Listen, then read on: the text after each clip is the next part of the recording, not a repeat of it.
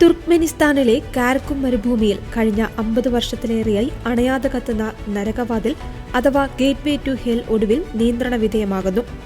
Darwaza ഗ്യാറ്റ് crater എന്ന ഔദ്യോഗികമായി അറിയപ്പെടുന്ന ഈ അഗ്നിപർവ്വത സമാനമായ ഗർത്തത്തിലെ തീജ്വാലകൾ വലിയ തോതിൽ കുറയ്ക്കുവാൻ സാധിച്ചതായി തുർക്ക്മെനിസ്ഥാൻ സർക്കാർ അറിയിച്ചു.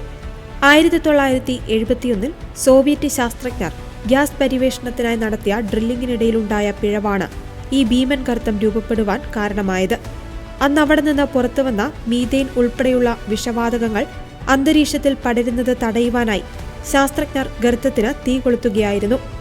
ഏതാനും ദിവസങ്ങൾക്കുള്ളിൽ തീ അണയുമെന്നാണ് അവർ കരുതിയിരുന്നതെങ്കിലും ഭൂമിക്കടിയിലെ അപാരമായ വാതകശേഖരം കാരണം 5 പതിറ്റാണ്ടിലേറെയായി അതണയാതെ കത്തുകയായിരുന്നു. നേരത്തെ കിലോമീറ്ററുകൾ അകലെ നിന്നുപോലും കാണാമായിരുന്ന അഗ്നിനാളങ്ങൾ ഇപ്പോൾ 1/3 കുറഞ്ഞുവെന്ന് ഔദ്യോഗിക റിപ്പോർട്ടുകൾ പറയുന്നു. ഗർത്തത്തിനു ചുറ്റും നിരവധി കിണറുകൾ നിർമ്മിച്ച് മീഥെയ്ൻ വാതകം ചോരുന്നത് തടയുവാനും അത് ശേഖരിക്കുവാനും തുർക്ക്മെനിസ്ഥാൻ സർക്കാർ നടത്തിയ ശ്രമങ്ങളും ഫലം കണ്ടു തുടങ്ങി. ആഗോളതാപനത്തിന് കാരണമാകുന്ന മീഥെയ്ൻ വാതകം വൻതോതിൽ പുറന്തള്ളുന്നത് തടയുക എന്ന ലക്ഷ്യത്തോടെയാണ് ഈ നീക്കം. തുർക്ക്മെനിസ്ഥാനിലെ ഏറ്റവും പ്രധാനപ്പെട്ട വിനോദസഞ്ചാര കേന്ദ്രങ്ങളിൽ ഒന്നായ നരകവാതിൽ പൂർണ്ണമായും അണയ്ക്കുവാനുള്ള ശ്രമത്തിലാണ് അധികൃതർ.